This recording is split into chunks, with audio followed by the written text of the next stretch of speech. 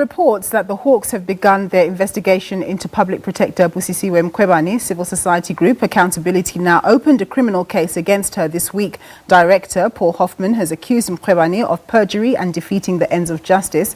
The matter relates to a damning finding by the Constitutional Court against Mkhwebane in the ABSA Reserve Bank issue. Accountability Now has also written to the Legal Practice Council calling on it to strike Busisiwe Mkhwebane off the role of advocates following the costs order against her. Advocate Paul Hoffman SC is a director of Accountability Now, and he joins us via Skype. Thank you very much for joining us, Mr. Hoffman. So this process, I suppose now it's underway. Do you think it's a fairly quick process given the decision of the Constitutional Court? Yes, I do believe so. Thank you for the opportunity.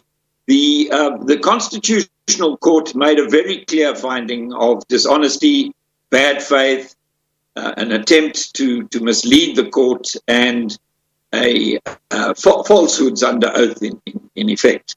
And although the judgment is couched in the language of a civil case, which is what the court was hearing, the facts that the court has found amount, in our view, to the elements of the charges of perjury and defeating the ends of justice that we've raised.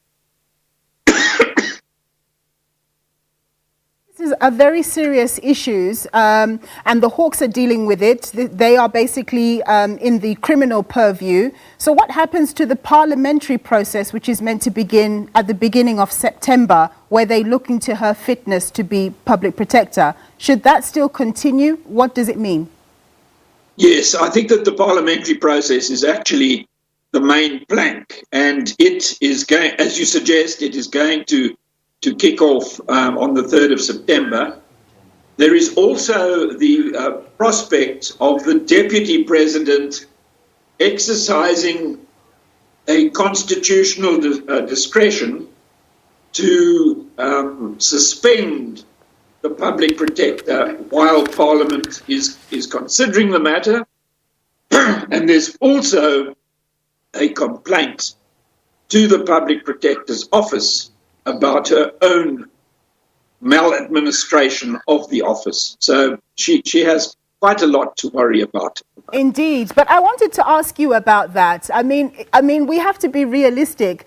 If you ask me to investigate my husband, for example, I already have a relationship with that person and I'm going to be biased. How can you get her colleagues at the Public Protector's office to investigate her? It seems a bit difficult. I agree that it is difficult, but it is not a relationship where you sleep together every night. It's a relationship involving a large office with branches in all of the major centres of the country.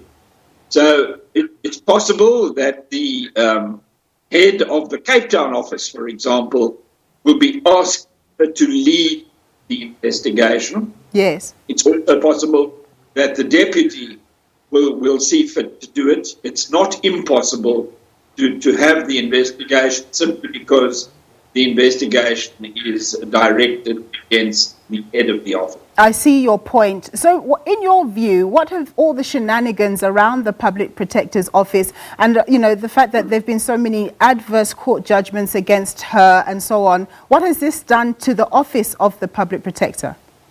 It's destroying its credibility day by day, and it's very unfortunate that the Public Protector has seen fit not to resign, as she should have, immediately after the judgment of the Constitutional Court.